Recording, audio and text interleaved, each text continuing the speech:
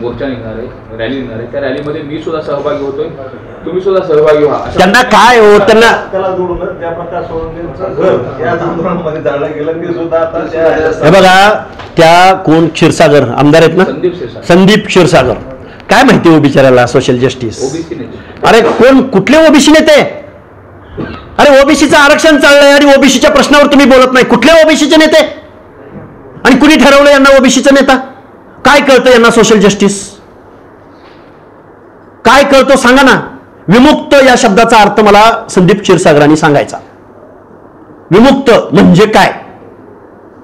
विमुक्त जाती जमाती असं जे म्हटलं जातं, या विमुक्त या शब्दाचा अर्थ कधी मला समजावून सांगायचा. आता मी बोलल्यावर कुठून काढतील डिक्शनरीतून, कुणाला तरी विचारतील. पण विमुक्त या शब्दाची मुक्ती होण्यासाठी तुमच्यावर काय प्रोग्राम आहे? आणि कुठले ओबीसीचे नेते रे तुम्ही? काय अधिकार आहे तुम्हाला ओबीसी? मतासाठी ओबीसी नेते तुम्ही? अजिबात नाही. ओबीसीच्या प्रश्नावर बोला. जरांगेला पाठिंबा देऊन ओबीसीचे नेते तुम्ही होता कसे बरं? नागपूरवरून मंडल यात्रा काढून तुम्ही जरांगेला पाठिंबा देता? हा डुप्लिकेटपणा आहे, निव्वळ डुप्लिकेटपणा. त्यामुळे सत्ताधारी असो की विरोधक असो, प्रत्येकाला ओबीसी बांधव जा विचारेल. वाईट वाटतं या गोष्टी बोलत असताना की विस्थापितांच्या बाजूनं बोलणारा एक आवाज ज्यावेळी पवारांचं समर्थन करण्यासाठी उतरतो, नक्की तुम्हाला काय मिळालं या प्रश्नाचं उत्तर सुद्धा आम्हाला मिळालं पाहिजे. आंदोलन कधीपासून कसं सुरू होईल? हे बघा, आम्ही निश्चित महाराष्ट्रामध्ये ओबीसीची संघर्ष यात्रा निघेल, पण आम्ही मुंबईमध्ये जाऊन ट्रॅफिक जाम करणार नाही आहोत, काउंटर आंदोलन देणार नाही आहोत. आम्ही महाराष्ट्रातल्या प्रत्येक जिल्ह्यामध्ये जाऊ. आमचा पहिला टप्पा पूर्णही झालेला आहे. येऊ घातलेल्या 2-4 दिवसामध्ये आम्ही आंदोलनाची दिशा निश्चित करणार आहोत आणि गावगाड्यातल्या 18 पगड जातीला बरोबर घेऊन, व्यवस्थेला चॅलेंज करून नव्हे, आम्ही संविधान मानणारे आहोत. मंडल आयोग दिन ज्या दिवशी साजरा झाला महाराष्ट्रामध्ये 7 ऑगस्टला, त्या दिवशी जरांगेंनी ह्या मंडल आयोग कधी साजरा झाला, कुणी साजरा केला, का साजरा केला गेला त्याला माहिती आहे का? जे आरक्षण मागायला निघालेत ना ते कुणी लागू केलं? त्या दिवशी हे काय करत होते? त्यामुळे हे आरक्षण मागणं वगैरे हा फारस आहे. आरक्षण संपवणं हा त्यांचा डाव आहे आणि या डावापासून महाराष्ट्रातल्या अर्ध्या ओबीसी लोकसंख्या असणाऱ्या बांधवांनी जागं झालं पाहिजे. त्यांना आरक्षणाचं पडलं नाही. तुमचं आरक्षण संपवणं, गावगाड्यामधल्या सरपंच पदापासून महापौर पदापर्यंत हे आरक्षण गिळंकृत करण्याचा डाव फुले शाहू आंबेडकरांच्या महाराष्ट्रात घातला जातोय, तेव्हा सावध. हे बघा, जरांगेंचा पॉलिटिकल अजेंडा आहे. मी महाराष्ट्रात नेहमी सांगत आलोय. महादेव जानकरांचा पराभव कुणी केला, खैरेंचा पराभव कुणी केला, पंकजा मुंडेंचा पराभव कुणी केला, हे आम्ही सांगत आलोय ना महाराष्ट्रामध्ये. आणि त्यांचा पॉलिटिकल अजेंडा होता. आणि आता सुद्धा पंचायत राजच्या निवडणुका डोळ्यासमोर ठेवूनच ते मुंबईला निघालेले आहेत. मुंबईचं ट्रॅफिक जाम करून, मुंबईची कायदा सुव्यवस्था विस्कळीत करून, बिघडवून काय मिळणार आहे त्यांना? त्यांना काय कळतं आरक्षणामधलं? मी नेहमी सांगतोय, काय कळतं जरांगेंना आरक्षणामधलं? शासन काय निर्णय देतं, कुठला GR तुमच्या हातात देतं, त्या GRचं पुढं काय झालं ह्याचं काय सांगता येईल का जरांगे पाटलांना? मला वाटतंय 4 चांगल्या माणसांनी पुढे आलं पाहिजे. कधीच ओबीसी आणि मराठा असा वाद महाराष्ट्राच्या भूमीमध्ये नव्हता. त्या वादाचं मूळ शरदचंद्रजी पवारांच्या सांगण्यावरनं जरांगे नावाचं हे मूळ महाराष्ट्राच्या मानगुटीवर बसलंय आणि महाराष्ट्राचा भाईचारा बिघडलाय. धनंजय मुंडे त्यांना काय इशारा असेल? आता शेवटी सगळं तुम्ही सुद्धा रस्त्यावरची लढाई सुरू करणार आहेत, मग सरकार ज्या भूमिका घेते त्या भूमिकेच्या अनुषंगाने काय इशारा? माझं गव्हर्नमेंटला, महाराष्ट्राच्या मुख्यमंत्र्यांना, 2 उपमुख्यमंत्र्यांना, 2 उपमुख्यमंत्र्यांना आणि महाराष्ट्राचे विरोधी पक्षनेते राहुल गांधी म्हणतात जातनिहाय जनगणना झाली पाहिजे. राहुल गांधी म्हणतात ओबीसीला आम्ही गेल्या 20 वर्षात समजून घेतलं नाही, चूक झाली. त्याच महाराष्ट्रामध्ये या महाराष्ट्रातल्या काँग्रेस नेत्यांचा ओबीसी बाबतची काय भूमिका आहे? जरांगेंना लेखी पत्र देणारे जालन्याचे खासदार, या महाराष्ट्रामध्ये जरांगेंना रसद पुरवणारे, फ्युएल पुरवणारे, जरांगेचं आंदोलन मोठे करणारे राजेश टोपे काल कुठल्या अधिकारानं त्या मंडल यात्रेत सामील झाले? तुम्ही पडला म्हणून तुम्हाला ओबीसी आठवला? कशामुळं? काय आहे बीडच्या खासदारांची भूमिका? त्या मंडल यात्रेत सामील व्हा आणि बोला की ओबीसीच्या हक्क अधिकाराला धक्का लागता कामा नये. करावं बजरंग सोनवणेंनी जाहीर, राजेश टोपेंनी जाहीर करावं. तुम्ही मनोज जरांगेच्या तर बाजूला राहा, नाही तर ओबीसीच्या तर बाजूला राहा. तुम्ही कसं काय दोन्ही बाजूला राहता राव? लेखी पत्र देणारे तुम्ही जरांगेंच्या आंदोलनाला जाऊन, आणि आज तुम्ही मंडल यात्रा काढताय. मला वाटतं हे ओबीसीच्या तरुणांना अतिशय चांगल्या पद्धतीनं कळून चुकलेलं आहे. या महाराष्ट्रातल्या प्रत्येक पुढाऱ्याला, राजकारण्याला, पक्षाला आमचा ओबीसी बांधव जाब विचारेल. बीडचे आमदार धनगर समाजाला एसटी मध्ये आरक्षण मिळावं यासाठी किती वर्षाचा लढा आहे? हा प्रश्न मला वारंवार विचारला जातोय. ओबीसी आंदोलनात फूट पाडण्यासाठी विचारला जातोय. ज्या 27% आरक्षणामध्ये 3.5% आरक्षण जो धनगर समाज घेतो, सगळ्यात मोठा हिस्सा धनगर समाजाचा आहे. विजयंती अब कड मधला क. आमची पोरं एमपीएससी, यूपीएससी नोकऱ्यामध्ये थोडंसं प्रतिनिधित्व मिळतंय, ते सोडून द्यायचं असं त्यांचं म्हणणं आहे. धनगर समाज एकदा ओबीसी मधून बाजूला काढला की अख्खं आरक्षण आपल्या हातामध्ये येईल असं यांच्या मनामध्ये. मग जी मागणी करतात एसटीच्या आरक्षणाची चुकीची आहे. अरे मागणी करतात ती 4 पिढ्यांची लढाई आहे, तो वेगळा विषय आहे. पण आमचं आरक्षण सोडायचं असं तुमचं म्हणणं आहे का? धनगर समाजातला बिलॉंग करणारा कार्यकर्ता म्हणून माझी महाराष्ट्रातल्या धनगर समाजाला विनंती आहे, आपलं ताटातलं आरक्षण टिकलं पाहिजे. बंधूंनो, धनगराला बाजूला काढणं म्हणजे ओबीसीचं आरक्षण संपवणं आहे. गावगाड्यातल्या 18 पगड जातीच्या हिताचं संरक्षण, गावगाड्यामध्ये मनगटाला मनगट लावण्याची ताकद ज्या धनगर समाजामध्ये आहे, ज्याची पॉकेटच्या पॉकेट बहुसंख्य लोकसंख्या आहे, त्या धनगर समाजाला बाजूला काढायचं आणि ओबीसीचं आरक्षण गिळंकृत करायचा डाव या महाराष्ट्रामध्ये फुले शाहू आंबेडकरांचं नाव घेणाऱ्या माणसांनी आखलाय. या फोडा आणि झोडा राजनीतीपासून तुम्ही सावध व्हा. एसटीच्या आरक्षणाचं काय? एसटीचे आरक्षण देणार आहे का? करा डिक्लेअर एका बाजूला, करा डिक्लेअर. विचार करू आम्ही या गोष्टीचा. करा डिक्लेअर. गावगाड्यातल्या विजयंती अ आणि ब च्या लढाईचं काय करायचं ते आम्ही ठरवू. आम्ही जर विजयंतीमध्ये अबकडा असू तर अबकडाचा निश्चित विचार यामध्ये करावा लागेल. तुम्ही एसटीच्या आरक्षणाची लढाई लढणार आहात? अरे मी काय बोलतोय, घरच आपलं पाडलंय. आज रोजीचा विचार करायचा की नाही? घर पाडलं जातंय, डोंगराच्या पलीकडे तुम्हाला बंगला मिळणार आहे. बंगल्यावर विश्वास ठेवायचा? घर तुम्ही पाडायला चाललंय आमचं आजचं, आम्ही राहतोय ते, आणि तुम्ही आम्हाला बंगल्याची भाषा बोलताय. कुठला बंगला, कुणाचा बंगला, किती स्क्वेअर फूटचा, काय स्ट्रक्चर आहे त्याचं सांगताय तुम्ही? जरांगेला कळतंय हे? धनगर समाज त्या जातीच बघावं, त्या जातीच बघावं. धनगर ओबीसी मध्ये येत नाही, कुणी सांगितलं तुला? कर ना अभ्यास, सल्ला घे. धनगराला बाजूला काढायचं आणि ओबीसीचं आरक्षण गिळंकृत करायचं, हा डाव आहे तुझा. मग म्हणता तुम्ही भाषा सटकली, मग तुम्ही खालच्या भाषेत बोलताय. अरे यांना कळतच नाही दुसरी भाषा, कुठल्या भाषेत बोलावं बरं? माझा शेवटचा प्रश्न, नेमकं तुमचा आता 29 तारखेला मराठा समाज मुंबईकडे विज्ञानवादी आहात, मात्र जरांगे पाटलावर तुम्ही अभद्र भाषेमध्ये वक्तव्य करता, कधी कधी एकेरी भाषेत, शिवराळ भाषेत त्यांना बोलता, असा आरोप जो आहे मनोज जरांगे पाटलांचे जे समन्वयक आहेत गंगाधर काळुंके यांनी केलेला आहे. तुम्ही जर नीट वागाल तर आम्ही नीट राहू, अन्यथा तुम्ही दिसाल तिथं तुमची जीभ आसरू आणि आचरणाऱ्याला 1 लाख रुपये देऊ, असं त्यांनी बोललेलं आहे. कुठंतरी भाषेचं संतुलन हे बघा, बिघडत चाललंय. लक्ष्मण हाकेंचं आंदोलन कधी सुरू झालं महाराष्ट्रानं बघितलंय. लक्ष्मण हाकेची पहिल्या वर्षभरातली आंदोलनाची भाषा महाराष्ट्रानं बघितलेली. पण ही भाषाच जर कोणाच्या कानावर जाणार नसेल, मी सांगतोय ना, आत्ता माझ्या प्रेसमध्ये मी संविधानाचा, तत्वांचा किती वेळा उल्लेख केला. गिव्ह रिस्पेक्ट, टेक रिस्पेक्ट किती वेळा बोललो मी. महाराष्ट्राच्या मुख्यमंत्र्याची जबाबदारी 12-13 करोड जनतेच्या दायित्वाची आहे, किती वेळा बोलायचं मी संविधानिक. त्यामुळं चन्ना टन्नापेक्षा तरी मी एवढं तर वाईट बोललो नसेल ना. महाराष्ट्राच्या संविधानिक पदावर जे मुख्यमंत्री बसलेले आहेत हे सगळ्यांचे मुख्यमंत्री, त्याची आयमाई तर मी कधी काढली नाही. त्यामुळं ज्यांनी काचेच्या घरात राहायचं आणि दुसऱ्याच्या घरावर दगडफेक करायची, असं ते त्यांना एका वाक्यात माझं त्यांना उत्तर असेल. ओबीसी आरक्षणाच्या एक मिनिट, मात्र ज्या पद्धतीनं हे भाषा युद्ध चालू आहे हे कुठंतरी थांबलं पाहिजे का? अशा पद्धतीच्या अभद्र भाषेला लगा मारला पाहिजे का? कोसळणं आणि बक्षीस जाहीर करणं हे कुठं चाललं? बक्षीस जाहीर करावं, त्यांनी आमचा जीव घ्यावा, आम्हाला गोळ्या घालाव्यात. मंडल आयोग लागू होत असताना 90च्या दशकामध्ये या महाराष्ट्रामध्ये जर मंडल आयोग लागू झाला तर महाराष्ट्रात रक्ताचे पाट वाहतील, असं इथली माणसं बोललेली आहेत. त्यामुळे ही भाषा नवीन नाही आम्हाला. त्यामुळं चालवावं आमच्या गळ्यावर सुरी.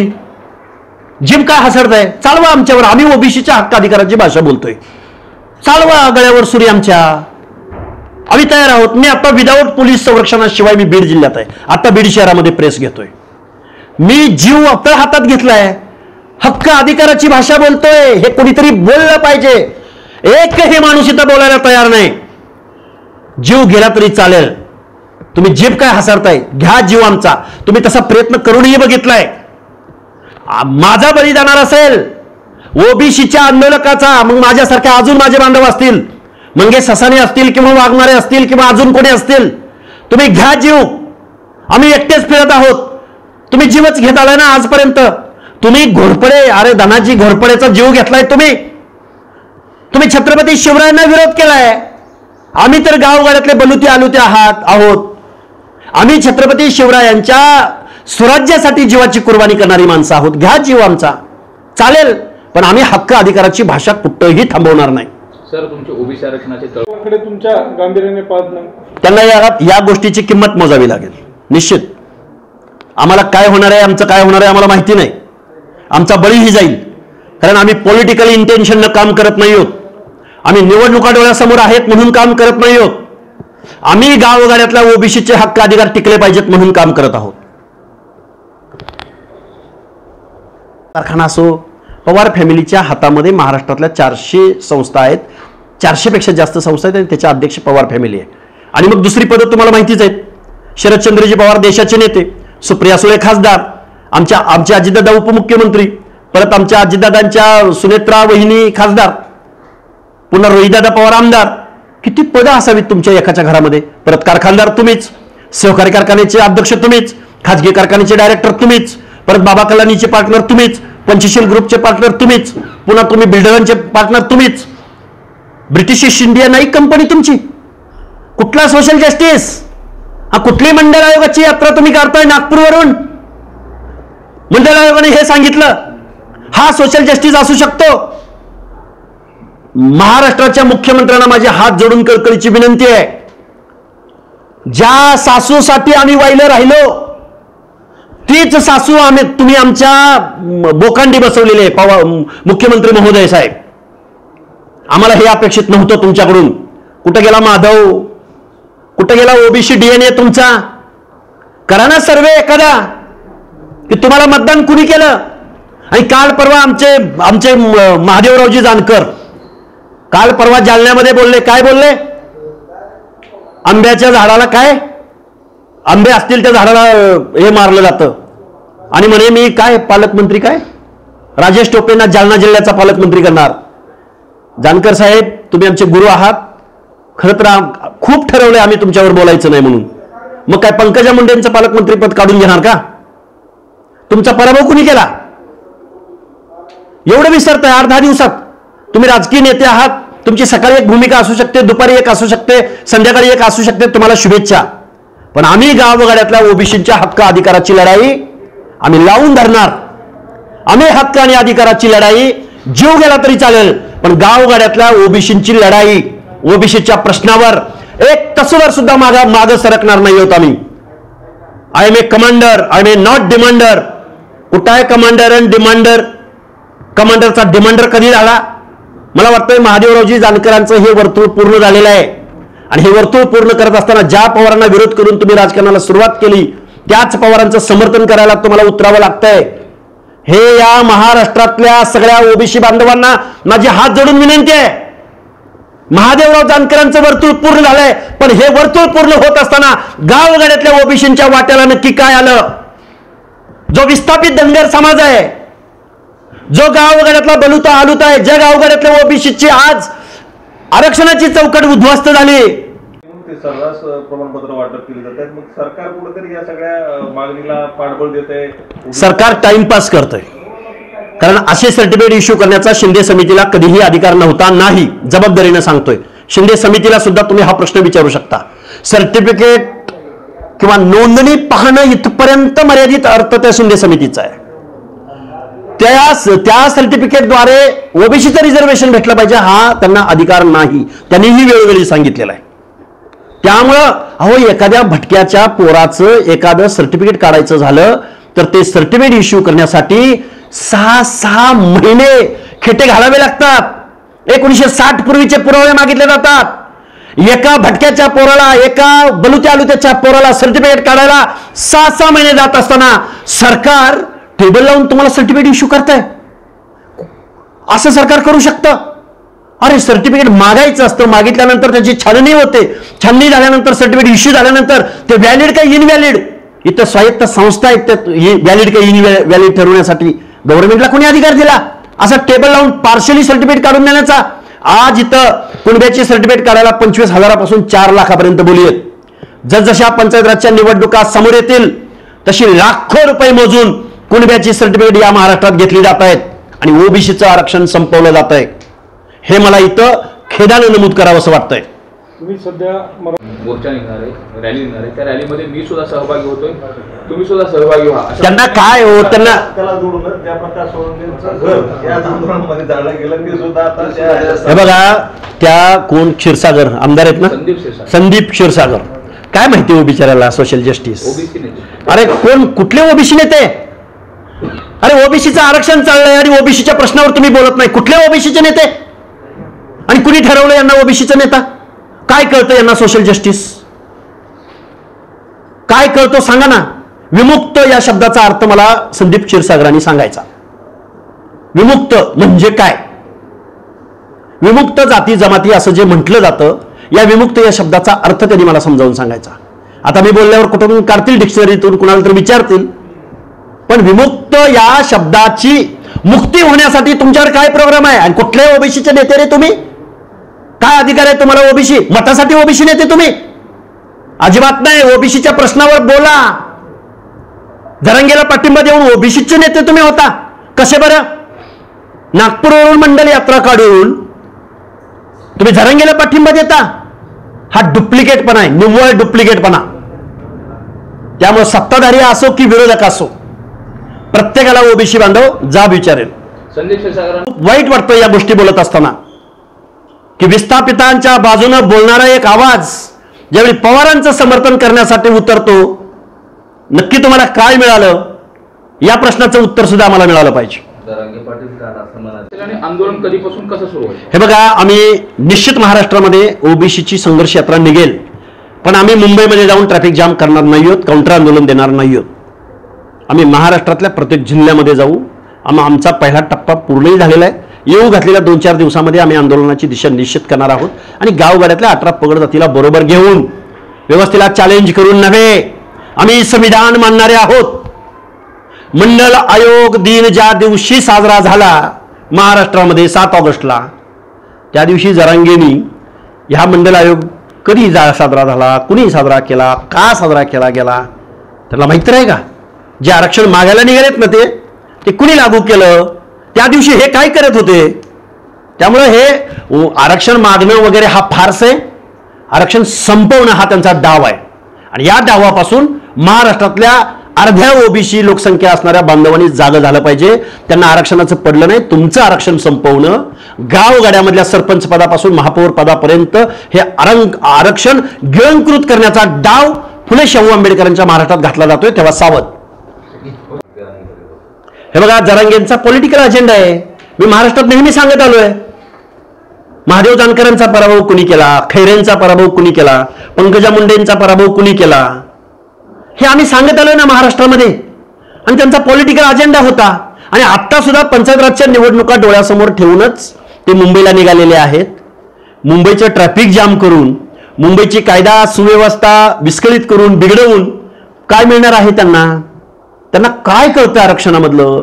मी नेहमी सांगतोय, काय कळतं जरांगेंना आरक्षणामधलं? शासन काय निर्णय देतं, कुठला GR तुमच्या हातात देतं, त्या GRचं पुढं काय झालं ह्याचं काय सांगता येईल का जरांगे पाटलांना? मला वाटतंय 4 चांगल्या माणसांनी पुढे आलं पाहिजे. कधीच ओबीसी आणि मराठा असा वाद महाराष्ट्राच्या भूमीमध्ये नव्हता. त्या वादाचं मूळ शरदचंद्रजी पवारांच्या सांगण्यावरनं जरांगे नावाचं हे मूळ महाराष्ट्राच्या मानगुटीवर बसलंय आणि महाराष्ट्राचा भाईचारा बिघडलाय. धनंजय मुंडे, त्यांना काय इशारा असेल? आता शेवटी सगळं तुम्ही सुद्धा रस्त्यावरची लढाई सुरू करणार आहेत, मग सरकार ज्या भूमिका घेत आहे त्या भूमिकेच्या अनुषंगाने काय इशारा? माझं गव्हर्नमेंटला, महाराष्ट्राच्या मुख्यमंत्र्यांना, 2 उपमुख्यमंत्र्यांना, 2 उपमुख्यमंत्र्यांना आणि महाराष्ट्राचे विरोधी पक्षनेते राहुल गांधी म्हणतात जातनिहाय जनगणना झाली पाहिजे. राहुल गांधी म्हणतात ओबीसीला आम्ही गेल्या 20 वर्षात समजून घेतलं नाही, चूक झाली. त्याच महाराष्ट्रामध्ये या महाराष्ट्रातल्या काँग्रेस नेत्यांचा ओबीसी बाबतची काय भूमिका आहे?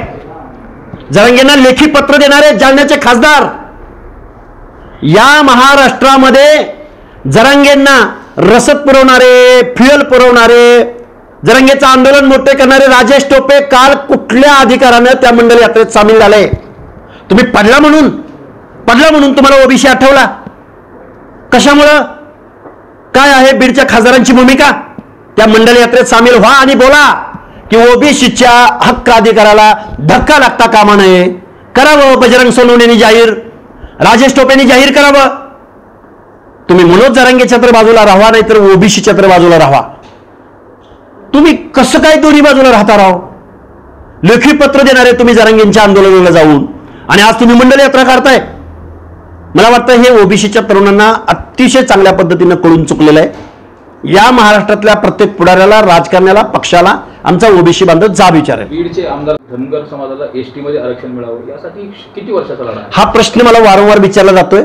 ओबीसी आंदोलनात फूट पाडण्यासाठी विचारला जातोय. ज्या 27% आरक्षणामध्ये 3.5% आरक्षण जो धनगर समाज घेतो, सगळ्यात मोठा हिस्सा धनगर समाजाचा आहे. विजयंती अबो कड मधला क. आमची पोरं एमपीएससी, यूपीएससी नोकऱ्यामध्ये थोडंसं प्रतिनिधित्व मिळतंय, ते सोडून द्यायचं असं त्यांचं म्हणणं आहे. धनगर समाज एकदा ओबीसी मधून बाजूला काढला की अख्खं आरक्षण आपल्या हातामध्ये येईल असं यांच्या मनामध्ये. मग जी मागणी करतात एसटीच्या आरक्षणाची चुकीची आहे. अरे मागणी करतात ती 4 पिढ्यांची लढाई आहे, तो वेगळा विषय आहे. पण आमचं आरक्षण सोडायचं असं तुमचं म्हणणं आहे का? धनगर समाजातला बिलॉंग करणारा कार्यकर्ता म्हणून माझी महाराष्ट्रातल्या धनगर समाजाला विनंती आहे, आपलं ताटातलं आरक्षण टिकलं पाहिजे. बंधूंनो, धनगराला बाजूला काढणं म्हणजे ओबीसीचं आरक्षण संपवणं आहे. गावगाड्यातल्या 18 पगड जातीच्या हिताचं संरक्षण, गावगाड्यामध्ये मनगटाला मनगट लावण्याची ताकद ज्या धनगर समाजामध्ये आहे, ज्याची पॉकेटच्या पॉकेट बहुसंख्य लोकसंख्या आहे, त्या धनगर समाजाला बाजूला काढायचं आणि ओबीसीचं आरक्षण गिळंकृत करायचा डाव या महाराष्ट्रामध्ये फुले शाहू आंबेडकरांचं नाव घेणाऱ्या माणसांनी आखलाय. या फोडा आणि झोडा राजनीतीपासून तुम्ही सावध व्हा. एसटीच्या आरक्षणाचं काय? एसटीचे आरक्षण देणार आहे का? करा डिक्लेअर एका बाजूला, करा डिक्लेअर. विचार करू आम्ही या गोष्टीचा. करा डिक्लेअर. गावगाड्यातल्या विजयंती अ आणि ब च्या लढाईचं काय करायचं ते आम्ही ठरवू. आम्ही जर विजयंतीमध्ये अबकडा असू तर अबकडाचा निश्चित विचार यामध्ये करावा लागेल. तुम्ही एसटीच्या आरक्षणाची लढाई लढणार आहात? अरे मी काय बोलतोय, घरच आपलं पाडलंय. आज रोजीचा विचार करायचा की नाही? घर पाडलं जातंय, डोंगराच्या पलीकडे तुम्हाला बंगला मिळणार आहे. बंगल्यावर विश्वास ठेवायचा? घर तुम्ही पाडायला चाललंय आमचं आजचं, आम्ही राहतोय ते, आणि तुम्ही आम्हाला बंगल्याची भाषा बोलताय. कुठला बंगला, कुणाचा बंगला, किती स्क्वेअर फूटचा, काय स्ट्रक्चर आहे त्याचं सांगताय तुम्ही? जरांगेला कळतंय हे? धनगर समाज त्या जातीच बघावं, त्या जातीच बघावं. धनगर ओबीसी मध्ये येत नाही, कुणी सांगितलं तुला? कर ना अभ्यास, सल्ला घे. धनगराला बाजूला काढायचं आणि ओबीसीचं आरक्षण गिळंकृत करायचं, हा डाव आहे तुझा. मग म्हणता तुम्ही भाषा सटकली, मग तुम्ही खालच्या भाषेत बोलताय. अरे यांना कळतच नाही दुसरी भाषा, कुठल्या भाषेत बोलावं बरं? माझा शेवटचा प्रश्न, नेमकं तुमचा आता 29 तारखेला मराठा समाज मुंबईकडे विज्ञानवादी आहात, मात्र जरांगे पाटलावर तुम्ही अभद्र भाषेमध्ये वक्तव्य करता, कधी कधी एकेरी भाषेत, शिवराळ भाषेत त्यांना बोलता, असा आरोप जो आहे मनोज जरांगे पाटलांचे जे समन्वयक आहेत गंगाधर काळुंखे यांनी केलेला आहे. तुम्ही जर नीट वागाल तर आम्ही नीट राहू, अन्यथा तुम्ही दिसाल तिथं तुमची जीभ आसरू आणि असणाऱ्याला 1 लाख रुपये देऊ, असं त्यांनी बोललेलं आहे. कुठेतरी भाषेचं संतुलन हे बघा, बिघडत चाललंय. लक्ष्मण हाकेंचं आंदोलन कधी सुरू झालं महाराष्ट्रानं बघितलंय. लक्ष्मण हाकेची पहिल्या वर्षभरातली आंदोलनाची भाषा महाराष्ट्रानं बघितलेली. पण ही भाषाच जर कोणाच्या कानावर जाणार नसेल, मी सांगतोय ना, आत्ता माझ्या प्रेसमध्ये मी संविधानाचा, तत्वांचा किती वेळा उल्लेख केला. गिव्ह रिस्पेक्ट, टेक रिस्पेक्ट किती वेळा बोललो मी. महाराष्ट्राच्या मुख्यमंत्र्याची जबाबदारी 12-13 करोड जनतेच्या दायित्वाची आहे, किती वेळा बोलायचं मी संविधानिक. त्यामुळं चन्ना टन्नापेक्षा तरी मी एवढं तर वाईट बोललो नसेल ना. महाराष्ट्राच्या संविधानिक पदावर जे मुख्यमंत्री बसलेले आहेत हे सगळ्यांचे मुख्यमंत्री, त्याची आई माहिती तर मी कधी काढली नाही. त्यामुळं ज्यांनी काचेच्या घरात राहायचं आणि दुसऱ्याच्या घरावर दगडफेक करायची, असं ते त्यांना एका वाक्यात माझं त्यांना उत्तर असेल. ओबीसी आरक्षणाच्या एक मिनिट. मात्र ज्या पद्धतीनं हे भाषा युद्ध चालू आहे हे कुठंतरी थांबलं पाहिजे का? अशा पद्धतीच्या अभद्र भाषेला लगाम आलं पाहिजे का?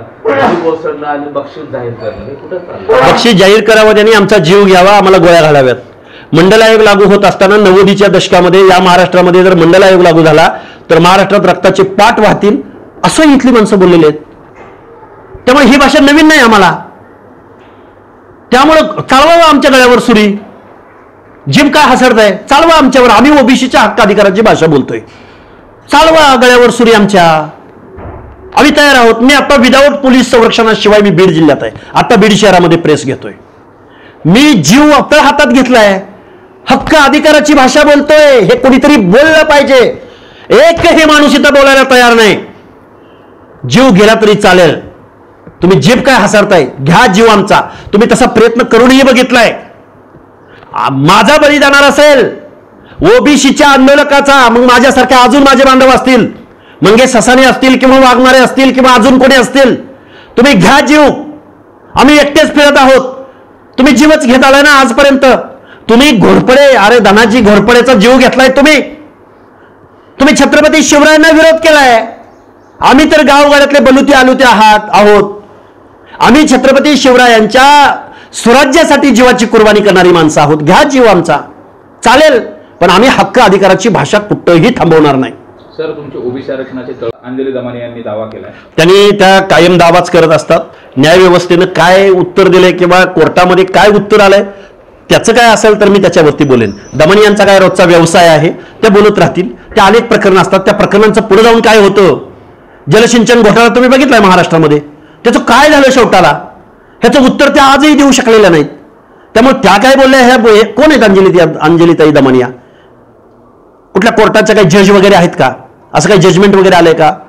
त्यामुळे ते त्यांचा प्रोग्राम आहे, त्या करत राहतील. त्याच्यावर बोलण्यापेक्षा कोर्टातनं काय आलं असेल तर सांगा, मी त्याच्यावरती बोलेन. जाणीवपूर्वक ओबीसी नेत्यांना दिवसांपूर्वी ज्या सभा झाल्या, ज्या ओबीसीच्या बचाव रक्षणासाठी मोठमोठे नेते असतील त्यांनी या सभेमध्ये हजेरी लावली आणि तुमच्यासोबत ते पूर्ण आंदोलनात देखील सहभागी झाले, तुम्हाला पाठिंबा दिला. पण आज हे फक्त बाजूला राहिले आणि त्यावेळेस राजकारणाच्या फायद्यासाठी समोर आले होते. नाही, त्यांनी बोललं पाहिजे असं माझं मत आहे. त्यांनी काय केलं याच्यापेक्षा, आता निवडणुका नाहीयेत, हक्क आणि अधिकाराच्या बाजूला जिथं तुम्हाला स्पेस मिळतोय तिथं तुम्ही बोललं पाहिजे असं माझं मत आहे. कोण हाऊसमध्ये बोलेल, कोण हाऊसच्या बाहेर बोलेल, कोण रस्त्यावर बोलेल, कोण लेखणीतनं बोलेल. अरे बोला, पण बोला. तुम्ही बोलणार नसाल तर ओबीसीचं आरक्षण संपलेलं आहे आणि महाराष्ट्रामध्ये एक प्रचंड क्रांतीला पुढच्या कालावधीमध्ये महाराष्ट्र सामोरं तयारी आहे असं वाटतं का? त्याच्यामध्ये पंकजा मुंडे असतील, भुजबळ असतील किंवा इतर ओबीसीचे जे मंत्री असतील, नेते असतील, असं मी म्हणणार नाही. पण दुर्दैवाने जनता म्हणते, ओबीसी बांधव म्हणतात. हे मात्र मला नमूद करावं लागेल, बोलावं लागेल. कारण मी नाही बोललो तर उद्या मला म्हणतील तुम्ही विरोधकावर टीका करताय पण तुम्ही स्वतःच्या माणसावर बोलत नाही. बोलावं लागेल दुर्दैवानं हे की नक्की काय झालंय. एकदा महाराष्ट्राच्या मुख्यमंत्र्यांनी श्वेतपत्रिका जाहीर करावी, किती तुम्ही कुणब्याची सर्टिफिकेट दिलेत, आणि एकदा जाहीर करावं की उद्या पंचायत राजच्या निवडणुकामध्ये, स्थानिक स्वराज्य संस्थांमध्ये आम्ही कुणाला तिकीट देणार आहोत. जर अर्लियर गेल्या 6 महिन्यात, वर्षा 2 वर्षात ज्यांनी कुणब्याची सर्टिफिकेट घेतले ते जर उमेदवार होणार असतील तर प्रत्येक पक्षाला माझं सांगणं आहे की तुमच्या विरोधामध्ये आमचा ओबीसी उभा राहील आणि ओबीसी बांधव ओबीसीला मतदान करतील. डॅमेज केलं जातंय, संपवलं जात आहे आणि हे घडत आलेलं आहे वेळोवेळी. पण आता त्याला तीव्र धार प्राप्त झालेली आहे आणि गावगाड्यातल्या सामान्य माणसाला सुद्धा त्याची झळ पोचते. कोण टार्गेट करते महाराष्ट्राला माहिती आहे ना. नाव घ्यायचं काय कारण आहे, मी वेळोवेळी नाव घेतलेलं आहे. आमच्यातल्या मिरच्या नेहल्या, आमच्या खळ्यावर आलं, आमची वैरण नेली. नाव भीती, अरे मी भीत नाही. 350-400 किलोमीटर अंतर पार करून अंतरबली सराटीमध्ये येऊन उपोषण केलंय, भ्यायचं काय कारण? आम्ही व्यवसाय केला, आम्ही गावगाड्यामध्ये सगळी कामं केली, पडेल ती कामं केली. आम्ही सामाजिक दुजाभाव वर्षानुवर्ष पेलला, त्याच्या रिप्रेझेंटेशनसाठी आरक्षण आहे राव. आणि आम्ही गरीब झालोय. गरिबीसाठी थोडंच आरक्षण आहे. गरिबी का आली या प्रश्नाचं उत्तर कुणीतरी कधीतरी शोधावं आणि खेड्यानं नमूद करावं असं वाटतंय. प्रत्येक पक्षाचा नेता यावर बोलायला तयार नाही. हे वाईट आहे, महाराष्ट्राच्या सामाजिक स्वास्थ्यासाठी वाईट आहे. कोणच एकही नेता पुढे येऊन बोलायला तयार नाही. की हा ओबीसीच्या बाबतीमध्ये हा दुजाभाव होतोय, ओबीसी तळात काढला जाईल, ओबीसीचं काहीही उरणार नाही. ओबीसीच्या बाजूनं दुर्दैवानं या महाराष्ट्रामध्ये एकही नेता, बरं पुढारी बोलत नाहीत ती नाहीत, एकही साहित्यिक बोलायला तयार नाही, एकही विचारवंत बोलायला तयार नाही, एकही लेखक बोलायला तयार नाही, एकही सामाजिक शास्त्रज्ञ बोलायला तयार नाही, एकही सन्माननीय न्यायालयाचा रिटायर्ड जज बोलायला तयार नाही, एकही पत्रकार बोलायला तयार नाही, लेखक बोलायला तयार नाही. बरं झालं तुम्ही मला सांगितलं, पण माझा तुमच्यावर भरोसा आहे की माझा आवाज तुम्ही महाराष्ट्रामध्ये सर्वांपर्यंत पोहोचवताय. देवेंद्र फडणवीसांनी